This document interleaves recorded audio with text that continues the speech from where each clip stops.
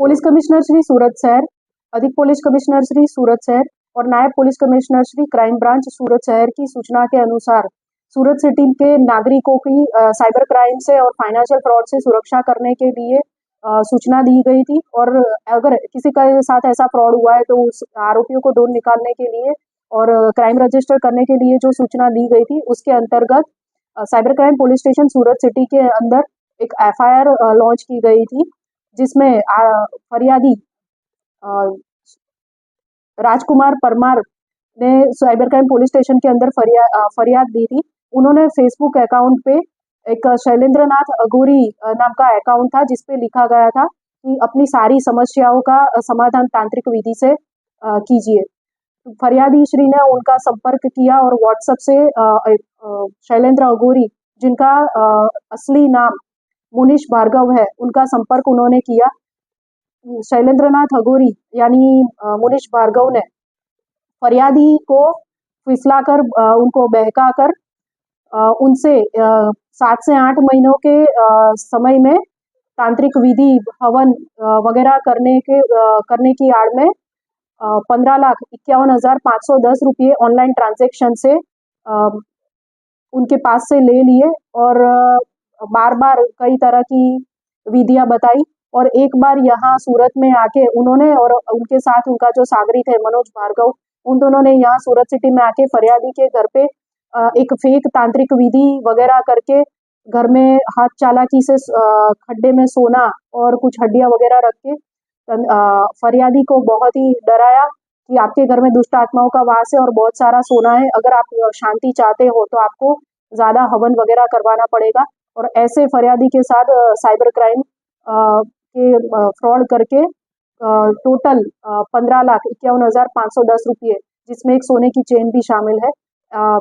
ये सारी चीजें लेके साइबर क्राइम फ्रॉड किया था। किस तरह का जो है तांत्रिक विधि जो है उसे घर पे किया गया? मन की शांति के लिए, घर की शांति के लिए ऐसा बताया गया था कि घर में दुष्ट आत्माओं का वास है, इसके लिए ये विधि कर रहे हैं। विधि के अंदर फरियादी को बोला गया था घर में खड्डा खुदवाओ। खड्डे के अंदर जब विधि हो रही थी तब बहुत सारा घर में धुआं हो गया। उसके दौरान ये जो मनोज भार्गव है, मुनीश भार्गव का साथी, उसने हाथ चालाकी से खड्डे के अंदर नकली सोने के गहने जो उनके पास थे वो और कुछ हड्डियां वगैरह रखे, फिर फरियादी को दिखाए, फिर अगेन हाथ चालाकी से ये सारी चीजें गायब करके उनको बताया कि ये सारी जो चीजें जहां से आई थी वहीं से वापस चली गई है, अगर तुम चाहते हो कोई इससे ज्यादा सोना तुम्हें मिले तो तुम्हें विधि करवानी पड़ेगी। इस दौरान मनोज भार्गव जो है उसने उसके ऊपर आत्मा आई है ऐसा नाटक भी किया था और उसके दौरान उसने बताया, उसने थोड़ा नाटक करके वो भी बताया कि मेरे अंदर काल भैरव है और मुझे 108 बकरे की बलि चाहिए और इसके लिए फिर फरियादी को बोला गया कि ये जो मांगा है वो देना पड़ेगा, तो हम और हवन और बलि वगैरह भी करेंगे। अब तक की पूछताछ में आरोपी का क्या कुछ बयान रहा कि आगे इस तरह की कोई गतिविधियां वो कर चुका है?